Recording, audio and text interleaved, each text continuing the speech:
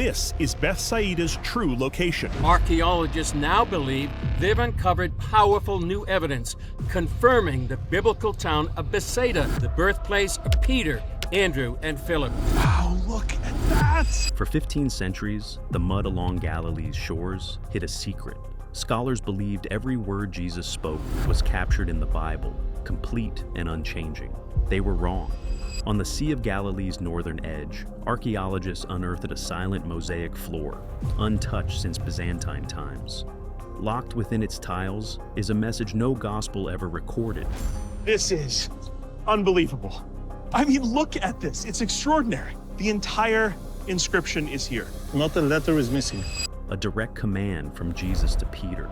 No doubt at all that we are talking about Peter. Zero doubt. How common is it to find an inscription like this that is a dedication to Saint Peter? Zero common. These words do not merely add a footnote to history. They challenge the very foundations of what we thought we knew about the Christian faith. Bethsaida, a town blessed and condemned. Bethsaida's story begins not with fanfare, but with the lapping of waves on the shore of the Sea of Galilee. More than 2,000 years ago, this was a small, unpretentious fishing village. Its name, in the local language, meant exactly what you'd expect: House of Fishing, or House of Hunters. It was a quiet, hard-working place, home to the fishermen whose lives would soon intersect with a figure who would change the world. Among its residents were several of Jesus' earliest and most devoted followers, including the apostles Peter, Andrew, and Philip. Imagine the nets being mended, the boats returning with their catch, and the ordinary dusty life of a first-century fishing town. This humble village would see its status rise. Around 30 AD, Philip the Tetrarch, the region's governor, decided to transform Bethsaida. He elevated it from a village to a proper city, a polis, and gave it a grand new name, Julias, in honor of the Roman emperor's mother. It was a promotion of sorts, a sign of its growing importance in the region. But Bethsaida's real fame comes from its mention in the Gospels. The scriptures tell us that Jesus performed miracles here. It was just outside this very town that he healed a blind man, leading him away from the village to restore his sight. It was also near Bethsaida that Jesus performed the famous miracle of feeding a crowd of thousands with just 5 loaves and 2 fish. Yet, despite witnessing these wonders, the town was also condemned by Jesus for its persistent lack of faith. It's a story of both great blessing and profound disappointment. For centuries, the exact location of this important biblical site was a mystery, fading into the landscape. The first clue for future generations came from an unexpected traveler, Saint Willibald, a Bavarian bishop on a pilgrimage to the Holy Land in the 8th century. As he journeyed from Capernaum to Kursi, he recorded spending the night in a place he was told was Bethsaida. He noted something remarkable. There is now a church where their house previously was, referring to the home of Peter and Andrew. This passing mention by an ancient pilgrim became a vital piece of a puzzle that would only be solved over 1,000 years later. For decades, archaeologists and scholars were divided, unable to agree on where exactly this lost city lay. Was it at a site called Et Tel, further inland, or at a place called El Araj, right on the shore? That debate raged on until an unassuming wildfire and a few determined archaeologists finally began to uncover the truth. The story of how Bethsaida was found and the shocking whispers of missing words that would be unearthed begins in the most unexpected of ways. The Great Dig. For over a century, the precise location of Bethsaida remained a subject of intense debate. The main rival to El Araj was a site called Et Tel, located about 2 kilometers inland.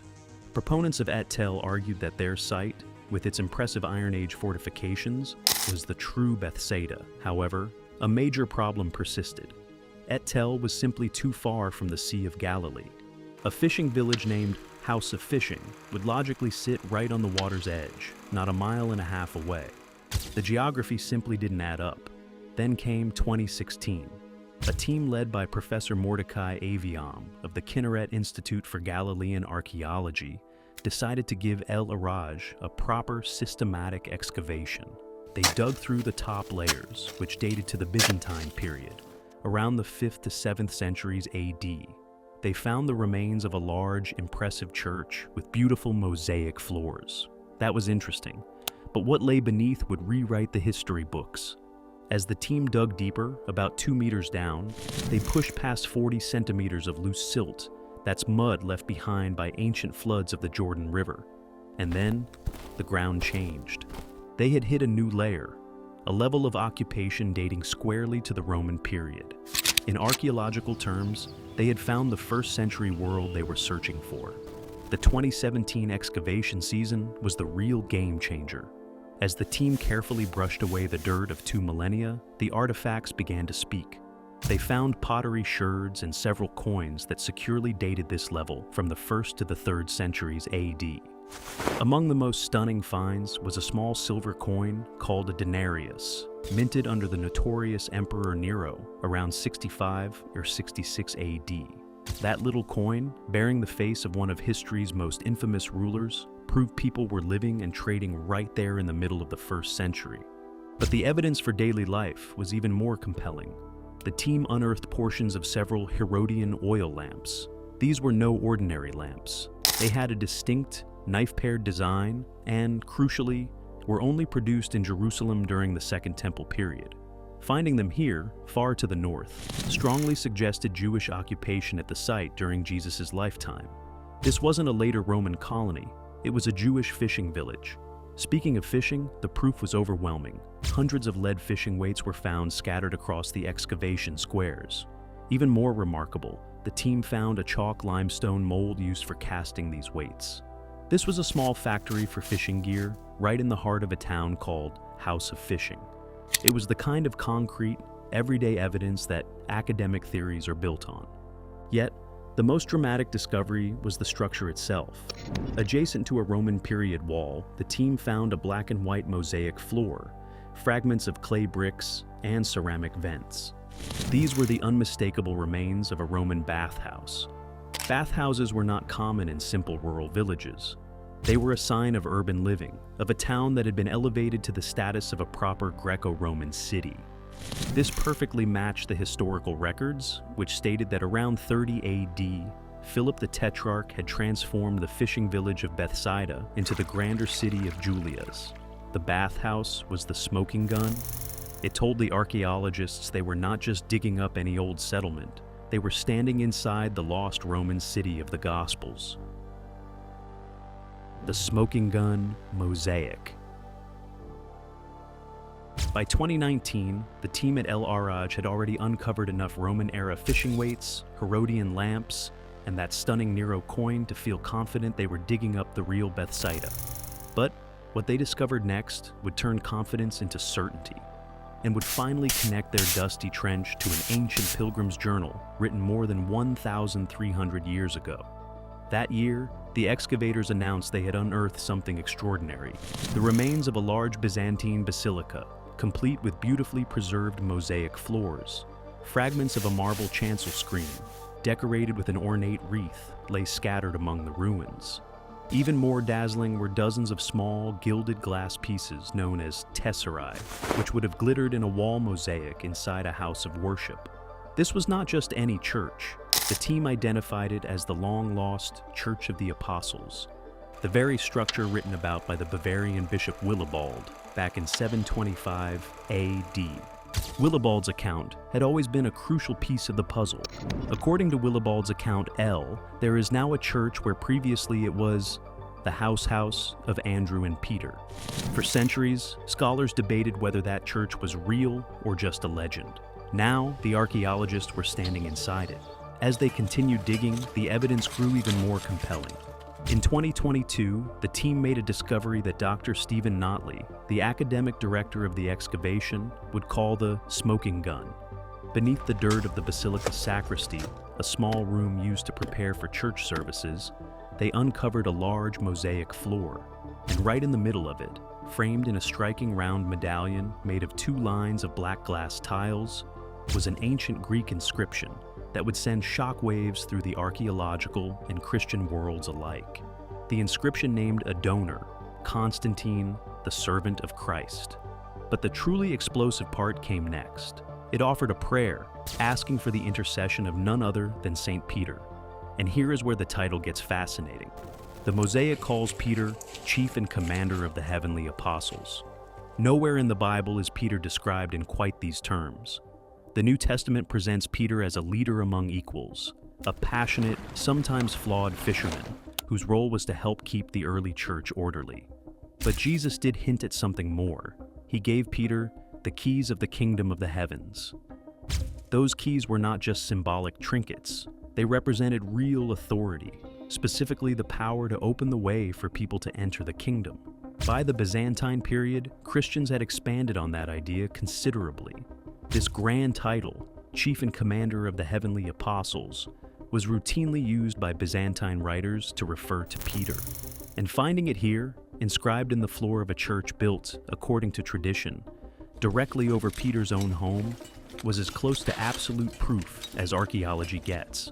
This discovery is our strongest indicator that Peter had a special association with the basilica, and it was likely dedicated to him, Notley said.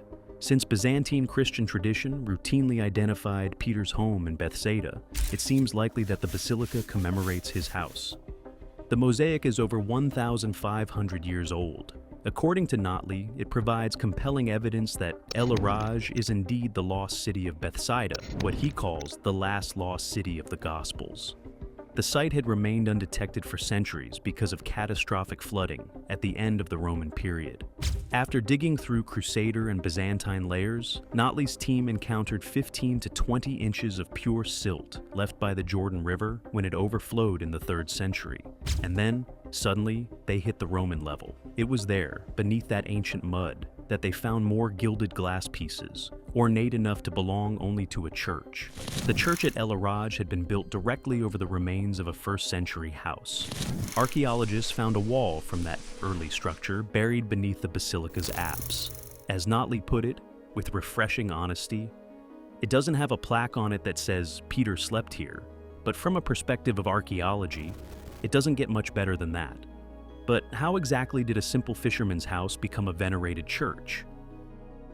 From fisherman's home to first church. The transformation of Peter's house into a church didn't happen overnight. It was a slow, quiet transformation that unfolded over 4 centuries, each generation adding a new layer of devotion to the dusty floors of Capernaum. The first stirrings of change came shockingly early. Sometime in the first half of the 1st century, perhaps just years after Jesus' crucifixion, the east courtyard of Peter's house was transformed into a large roofed room. Measuring about 21 by 19 feet, it was modest by modern standards, but for its time and place, it was a significant space. What makes this room remarkable is what archaeologists found inside. While the rest of Capernaum's homes had simple dirt floors and unadorned walls, this room was covered in several layers of plaster on both its walls and its floor. Quite unusually, it was the only room in the entire village that received such treatment, a clear sign that it was no longer being used for ordinary, everyday purposes. The pottery tells an even clearer story. Beneath the plastered floor, excavators found the usual household items: cooking pots, bowls, and small juglets, the daily tools of a 1st century kitchen. But above the plastered floor, the domestic debris vanished. In its place, they found only storage jars and oil lamps. This wasn't a family home anymore. It had become a gathering place. So, who was meeting here? The book of Acts tells us that after Pentecost, the early believers devoted themselves to the apostles' teaching and the fellowship, to the breaking of bread and the prayers, and that they did this in their homes. The archaeological evidence points directly to this plastered room being one of those first house churches, a domus ecclesia in Latin, or simply the venerated room. Here's something fascinating though. Until the 4th century, the population of Capernaum remained entirely Jewish.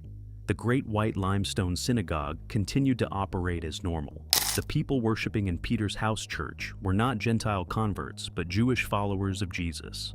The rabbis of the time had a specific term for them, minim, a word that referred to Jewish Christians, whom they considered heretics. 2 communities, the synagogue and the house church, lived side by side, separated by belief, but sharing the same dusty streets. Then, in the late 4th century, everything changed. A wealthy Jewish convert named Count Joseph of Tiberias, a personal friend of the Emperor Constantine, took an interest in Peter's house. He funded a major expansion. An enormous enclosure wall, approximately 120 meters long, nearly the length of a football field, was built around the house, transforming it into a nearly square sacred compound called an insula sacra. Some of the original first-century rooms were demolished to create more open space around the venerated room, giving the entire complex a distinctly religious character. The design of the enclosure wall is particularly telling. It had two entrances, one on the north side and one on the south. Strikingly, no entrance was built on the east wall, which faced the Cardo Street, the main north-south road where the synagogue was located. Instead, a new east-west street, known as a decumanus, was constructed to the north of the complex. Was this a deliberate attempt by the two communities to keep their distance from one another? Many scholars think so.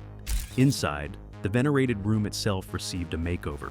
A central arch was added to support a higher ceiling. The walls were decorated with colorful frescoes in shades of red, pink, yellow, brown, green, and white, arranged in geometric and floral patterns. In keeping with Jewish practice, no human or animal forms were depicted. Pilgrims who visited scratched their prayers into the plastered walls, graffiti in Greek, Latin, Syriac, and Aramaic, invoking the names of Jesus, Christ, and Peter. A sacristy was built on the north side to store sacred vessels, and an atrium was added on the east side as an entrance hall. For a time, Jewish and Jewish-Christian communities coexisted in Capernaum, but that delicate balance was about to be shattered in the 5th century, when a massive influx of Gentile Christians would transform the town forever and set the stage for the discovery of words the church had never recorded. The skeptics fight back. Of course, not everyone is convinced. For years, the leading voice against El Araj was Rami Arav, the chief excavator of the rival site at Et Tel. He was vocal and persistent. His probes at El Araj, he claimed, had revealed no evidence of occupation beneath the Byzantine structures. He wrote confidently, "Of the various candidates for Bethsaida, only Et Tel was occupied around the time of Jesus." For a long time, that argument carried weight. But the shovel has a way of settling debates. As the El Araj excavations continued season after season, the evidence piled up. The fishing weights, the Herodian lamps, the coin of Nero, the Roman bathhouse. Each discovery chipped away at Arav's position. Eventually, he had to concede the obvious. Yes, El Araj was occupied in the 1st century AD. However, he didn't surrender entirely. Instead, he shifted his argument. He suggested the site was not a Jewish fishing village, but rather the camp of a group of Roman military mercenaries under King Agrippa II, a site he claims the historian Josephus describes as being in the area. A temporary military camp, not the hometown of Peter and Andrew. Future excavations will settle that question. But for now, the sheer number of fishing weights and the presence of a mold for making them strongly suggests an economy built on fishing, not soldiering. Another objection raised against El Araj was its size. Critics pointed out that the excavated area seemed too small to be Bethsaida Julias, a settlement elevated to the status of a proper Roman city. Surely, they argued, a polis would be larger. The excavators responded the only way archaeologists can. They dug more. In 2018, they opened a new area about 50 meters east of the Roman bathhouse. 3 meters below the surface, they found more Roman-era structures. In 2019, they moved 100 meters north of the original excavation squares to what they called Area C. Again, they immediately uncovered Roman-era buildings. The team concluded with evident satisfaction that these findings indicate that El Araj was, in fact, a large settlement, and not merely a single bathhouse on the shore of the lake, as some have claimed. The size objection was crumbling. Then came a third argument. Perhaps any Roman era remains at El Araj had simply washed down from the higher ground of Et Tel. This theory might have been plausible when the only pre-Byzantine artifacts were small potsherds scattered on the surface. But the discovery of a fully intact Roman bathhouse, complete with mosaics and ceramic vents, put an end to that notion. Bathhouses do not wash downhill. Moreover, if Roman remains had washed down from Et Tel, Why hadn't any of the older Iron Age remains from that site made the same journey? The complete absence of Iron Age pottery at El Araj made the wash-down theory untenable. Whatever El Araj was, it was occupied in its own right during the 1st century AD. Finally, some scholars urged caution about identifying the Byzantine structure as the Church of the Apostles. They pointed out that many Byzantine churches existed in the region, and not all of them commemorated apostles. Mordecai Aviam, the lead archaeologist of the EAEP, understands the skepticism. He has excavated 20 Byzantine churches in his career.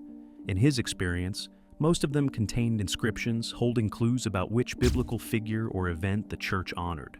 The Mosaic they had already found, the one calling Peter chief and commander, was a powerful clue. But Aviam is hopeful that future excavations will produce even more. The team has plans to unearth the rest of the Byzantine structure in coming seasons. If they find a dedicatory inscription explicitly naming the Church of the Apostles, the debate will be over. One by one, the objections are falling. The fire that opened the past. Sometimes the earth yields its secrets in the gentlest of ways, a brush, a trowel, years of painstaking care. But sometimes it takes fire. In July 2025, a wildfire swept along the northern shore of the Sea of Galilee. The flames tore through the Batiha Nature Reserve, forcing swimmers to flee, and destroyed much of the equipment the excavation team had stored at El Araj. For Professor Mordecai Aviam, who had driven to the site to prepare for the 9th excavation season, it felt like a disaster. But when the smoke cleared and the team was finally allowed back, they found something they never expected. The fire had stripped away the dense vegetation and invasive eucalyptus trees that had covered parts of the site for decades, perhaps centuries. What emerged from the ashes was stunning. The archaeologists carried out a ground survey and discovered that El Araj was much larger than they had ever realized.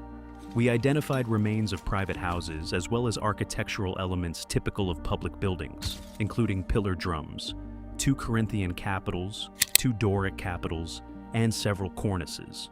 Aviam reported, the site, it turned out, had been a thriving settlement, just as the historian Josephus had described Bethsaida Julius. And then there was the miracle within the fire. The flames approached the ancient Byzantine basilica, the very church the team believes was built over the house of Peter and Andrew, and then stopped. The church was completely spared. The fire also revealed something else, a pillar drum and architectural fragments that point to the existence of a formal Roman public building, still buried, still waiting. The team has already identified a 1st century wall beneath the church's apse, as well as a 4th century building that may have been an early monument preserving the memory of Peter and Andrew. These discoveries suggest that Christian veneration at Bethsaida began far earlier than previously thought, possibly within a century of Jesus' own lifetime. The work is far from over. The team plans to return for more excavations, digging deeper beneath the church's floor to reach the Roman lair. The debate with Eat Tell continues, but with each passing season, the evidence at El Araj grows stronger. The fishing weights, the Herodian lamps, the coin of Nero, the Roman bathhouse, the Mosaic calling Peter the chief and commander of the heavenly apostles, and now the wildfire that revealed the true size of the settlement. Peter's other house, a twin discovery. As the excavators at El Araj brushed the dirt off the Byzantine church and the Roman bathhouse beneath it, they couldn't help but wonder, had they seen this story before? Just a short boat ride across the Sea of Galilee lies Capernaum, another fishing town made famous by the Gospels. And at Capernaum, archaeologists had already solved a very similar puzzle. Here's what they found at Capernaum in 1968. Beneath the remains of a beautiful Byzantine church, they discovered evidence of a simple Roman-era home. That home, like the one at El Araj, had been transformed. By the end of the 1st century, within decades of Jesus' crucifixion, it had evolved from an ordinary dwelling into a communal center of veneration. Its walls were covered in plaster, just like the venerated room at Peter's house in Bethsaida. Pilgrims had scratched prayers and the names of Jesus and Peter into those walls. It was, in every meaningful way, a house church built directly over the home where tradition said Peter had lived. And at Capernaum, a Byzantine church was later built directly on top of that venerated room.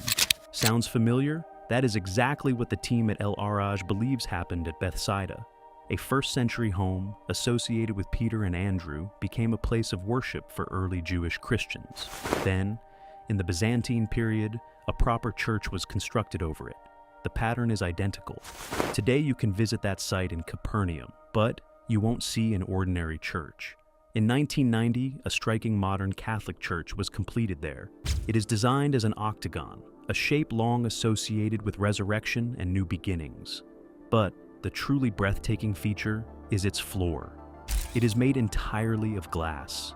Visitors can walk out over the glass and look straight down into the ancient ruins below. Beneath their feet, preserved for 2 millennia, lie the very rooms where Jesus is believed to have stayed, healed Peter's mother-in-law, and gathered with his closest followers. The Capernaum site is now a major destination for Christian pilgrimages. It sits right next to the remains of the ancient white limestone synagogue, where Jesus almost certainly taught. The glass floor allows the past to feel present, sacred, and achingly close. Back at El Araj, the excavators cannot help but draw the comparison. They have uncovered a Byzantine church. Beneath it, they have found a Roman-era house with signs of early veneration. The plastered walls, the graffiti, the transformation from domestic space to communal worship. And they have found a mosaic that calls Peter the chief and commander of the heavenly apostles. The parallels with Capernaum are striking. But at Capernaum, the glass floor reveals everything. At El Araj, the most precious secrets are still hidden. The excavators know that if the pattern holds, they may be standing above something even more extraordinary than a house church.